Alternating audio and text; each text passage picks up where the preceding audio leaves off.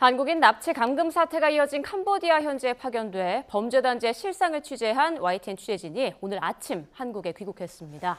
범죄 조직원들의 새벽 탈출 행렬을 현장에서 목격하고 국내 언론 최초로 범죄 단체 조직원을 직접 현지에서 만나 인터뷰도 하고 돌아왔는데요. 취재한 정현우 기자와 캄보디아와 범죄 단지의 상황에 대한 이야기 나눠보겠습니다. 안녕하십니까? 네, 안녕하세요. 네, 우선 수고 많으셨습니다. 저희가 화면으로 보면서도 범죄 단지의 모습 굉장히 좀 으스스하다, 무섭다라는 생각이 들었는데 직접 봤을 때의 그 분위기 좀 전해주시죠. 네, 일단 저희 취재진이 지난 15일 새벽에, 그러니까 지금 나와 있는 저랑 영상 취재팀, 심관음, 그리고 진수환 기자 이렇게 셋이서 지난 15일 새벽에 캄보디아 현지에 도착했습니다. 그날 오전에 차로 한 2시간 정도 거리에 있는 남부 해안가 도시 범죄 단지가 몰려있다는 시아누크빌로 향했는데요.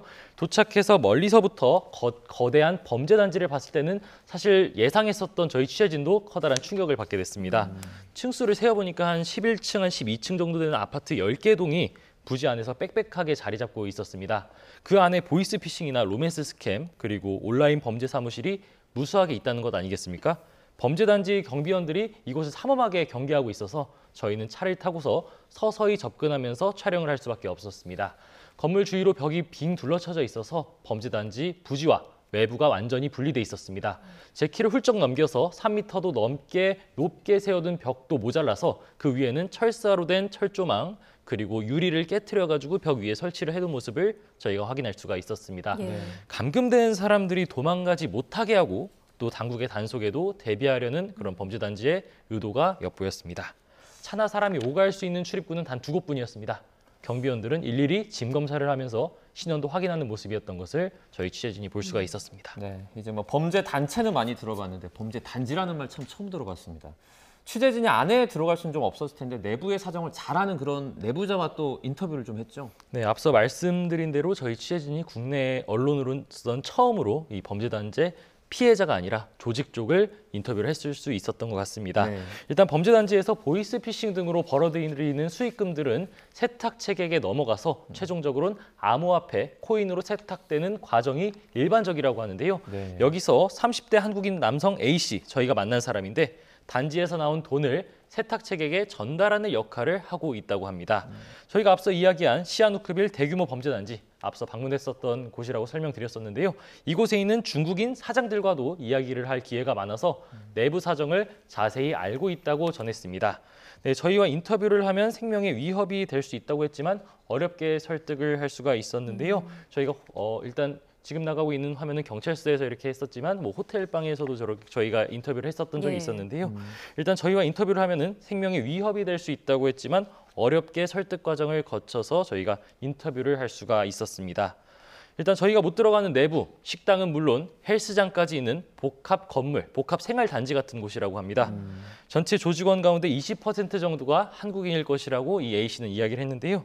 다양한 국적의 조직원들이 각자 자기 말로 이렇게 사기를 칠 것 아니겠습니까? 그러니까 한국인이 거기서 한 20%를 차지한다는 의미는 네. 범죄 단지에서 한국인을 대상으로 한 범죄 비중도 20% 정도라고 볼 수가 있는 겁니다. A씨는 또 중국인 사장이 한국인 12명을 거느리고 있는 범죄 사무실에 방문했던 이야기도 했습니다. 그중 3명 중 2명 꼴인 8명 정도가 다리를 절고 있었다면서 폭행을 당해서 그런 것 같다고 설명을 했었는데요. 전기 고문은 물론 각종 폭행이라든지 몽둥이 찜질이라든지 이런 것들도 횡행했다고 하는데 시체 소각장까지 안에 있다는 그러한 충격적인 이야기도 들을 수 있었습니다. 심지어 외진 국경 도시나 산골에 있는 곳에서는 암매장까지 이루어진다는 이야기도 들을 수 있었는데 한번 들어보겠습니다. 잘못하면 죽을 수도 있잖아요. 죽으면 이제 바로 화상 처리하고 국경 쪽으로 가면은 아예 못 나오죠. 죽으면은 그냥 근처에 묻거나 버리거나. 네, 저 조직원과 인터뷰가 무엇보다 좀 충격적으로 다가왔는데 보통 한국인들은 어떻게 범죄 단지로 들어오게 된다고 하나요? 네, 앞서 저희가 보여드린 대로 이렇게 호텔 방 쪽에서 인터뷰를 했었던 건데요. 예. 일단 지난 8월 복고산 단지에서 고문 끝에 숨진 20대 한국인 대학생 이야기 다들 알고 계실 겁니다. 일단 이 박모 씨의 사례처럼 범죄 조직에게 대포 통장을 제공하는 경우가 일단 많습니다. 저희 취재진은 아까 보여드렸었던 이분 외에도 조선족인 대포 통장 모집책과도 현지에서 만나서 인터뷰를 할 수 있었습니다. 범죄 조직에선 범죄 수익금을 대포 통장에 집어넣고 세탁 작업을 거치면서 여러 차례 돈을 넣었다 뺐다 하는 작업 등을 하는데 네. 갑자기 가족이든 지인이든 그 안에 들어있는 돈을 빼낼 수도 있잖아요. 그렇죠. 본인도 그럴 수도 있고. 예. 그래서 대포 통장 제공자가 그런 경우 이러한 돈을 다시 갚아야 하기 때문에 범죄단지 사무실에 끌려가서 일을 하게 되는 거라고 합니다. 대포 통장 모집책과의 인터뷰 내용도 한번 들어보겠습니다. 회사 돈 들어갔는데 못 찾고 왔는 열받잖아요. 얘네 한국 사람 같은 경우 장파로 왔잖아요. 그럼 그 부분 탓하는 거죠. 대포 통장 모집 과정에서 끌려가는 경우도 있고 범죄 단지 조직원들은 또 현지에서 빚을 지게 된 사람들도 단지에 끌고 가서 일을 시키고 있는 것으로 전해졌습니다. 범죄 조직은 캄보디아에 고수익 일자리가 있다고 하면서 항공료나 숙박비 등을 지원해주면서 사람들을 데려오는 경우도 많습니다. 그 비용을 빚으로 만들어서 일을 시킨다거나 아니면 인근에 있는 중국계 카지노에 데려가서 이렇게 노름빚을 만들게 한 다음에 이곳에서 빚이 생기면은 이 빚을 갚으라고 하면서 범죄 단지로 끌려가서 일을 하게 된다고 합니다. 그런데 이곳에서 보이스피싱 일 이런 것들을 시키는데요. 제대로 못해서 빚을 못 갚으면 아까 말씀드린 대로 폭행이라든지 이런 것들이 있었을 것이고 그리고 아예 뭐 이렇게 가망이 없다라고 생각이 된다면은 다른 범죄 단지로 돈을 받고 팔아서 이렇게 치워버리는 경우도 예. 비일비재하다고 합니다.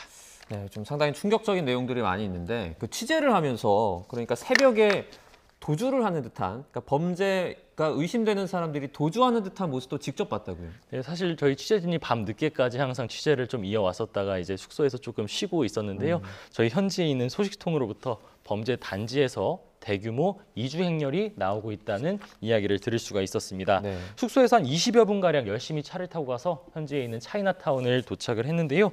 범죄단지 주요 출입구에서 승합차들이 줄줄이 빠져나가는 모습을 현장에서 바로 확인할 수가 있었습니다. 경비원들이 일일이 신원을 확인하고 범죄단지 앞은 차량이 뒤엉키고 북새통을 이루는 모습이었습니다. 걸어서 범죄단지를 나오는 사람들도 많이 보였는데 주변에 버스가 대기하고 있어서 사람들이 줄지어서 타는 모습까지 저희가 현장에서 볼 수가 있었습니다. 네. 그날 새벽 단속은 실제로 없었던 것으로 확인됐습니다. 하지만 저희 현지 소식통은 당국이 단지를 조만간 급습할 것이라는 정보를 단지 내부에 있는 사람들이 들었던 것이라고 말했습니다. 그러면서 범죄 조직원들이 내부에 있는 범행 장비, 보이스피싱 등에 썼을 장비 등이 있었지 않을까요? 그래서 그런 것들을 빼내기 위해서 움직였던 것으로 보인다고 설명했습니다. 아까 저희가 취재진이 현지에서 만났었던 범죄단체 조직원들도 비슷한 이야기를 했습니다. 단지 내에 있는 중국인 사장들이 현지 경찰들과 친분을 유지하면서 항상 단속 정보를 미리 알게 되기 때문에 이렇게 미리 도피할 수 있었던 것이라고 합니다. 들어보겠습니다. 그러니까 사장들이 군부대나 경찰에 일단 상납을 해요, 매달. 단지를 뭐 털러 온다, 뭐 단속하러 온다, 그럼 미리 얘기를 해주고 빠져있는 사람 빠져있고 나가. 네, 그러니까 현재 당국이 범죄 조직과 뭔가 커넥션이 있다, 이제 소통을 하고 있다 이런 지금 이야기를 들은 건데 그러면 범죄단지 조직원들은 어느 쪽으로 도주를 하게 되는 걸까요? 네, 저희가 차량을 타고 직접 쫓아가 보지는 못했는데 설명을 드릴 수 있었습니다. 당연히 단속이 어려운 곳으로 간다고 합니다. 범죄 자금 세탁 조직에서 일하는 A씨 아까 보여드렸었는데요. 대규모 범죄 단지가 카지노 등 건물 내부로 옮겨가는 추세라고 설명했습니다. 저희가 갔었던 시아누크빌, 중국 자본이 상당히 많이 유입돼서 차이나타운까지 형성돼 있던 곳인데 이곳에는 중국식 이름을 가진 카지노가 곳곳에 설치돼 있었습니다. 저희 숙소 주변에도 여러 군데 있었고 길을 걷기만 해도 뭐 이런 건물들이 많이 있는 걸 볼 수가 있었는데 현지 한인들은 이 같은 카지노 건물에 공실인 일부 층들은 온라인 스캠 범죄 조직들이 임대해서 사무실을 차리고 있는 경우가 많다고 이야기했습니다. 이런 곳의 경우 앞서 저희가 보여드렸던 거대 대규모 단지처럼 이렇게 겉으로 드러나지도 않고 카지노 안쪽으로 현지 경찰이 들어오기 힘들어서 단속이 더 어렵다는 건데요. 일단은 뭐 이런 식으로 단속을 들어올 때 밑에서 한 차례 맞고 위에서도 한 차례 막을 수 있어서 그러한 이점도 있다고 합니다. 인적이 좀 많이 드문 그 외곽 지역에서 어떤 범죄 단지가 운영되는 경우도 목격을 했다고요. 예, 저희가 방문했었던 시아누크빌은 푸놈펜 수도에서도 한 2시간 정도 떨어져 있는 곳인데요. 네. 그 시아누크빌에서도 한 1시간 정도 더 차로 가야 나오는 외진 범죄 단지에 한번 저희가 방문을 해봤습니다. 네. 리음이라는 지역이었는데 현지 사정을 잘 아는 관계자에 따르면은 한 5달 전쯤에 경찰 당국이 단속을 벌이면서 단지가 한때 비어 있었다고 이야기했습니다. 하지만 저희가 다시 찾아가 본 범죄단지는 입구 철문이 굳게 닫힌 가운데 주변에 CCTV가 설치된 모습도 그대로였는데요. 굳게 닫힌 철문 안에 호실들에 이렇게 베란다 쪽을 보면은 여러 가지 세간들이 빨래라든지 이런 것들이 남아 있는 상태였습니다. 네. 네, 사방이 벽으로 둘러쳐진 범죄단지 부지에서 사람들이 오가는 모습을 볼 수가 있었고 드론을 띄워 항공 촬영을 해보니까 차량이 안에서 움직이는 것도 확인할 수가 있었습니다. 네, 다시 범죄 조직원들이 돌아온 것으로 보이는 정황이 이렇게 포착된 건데요.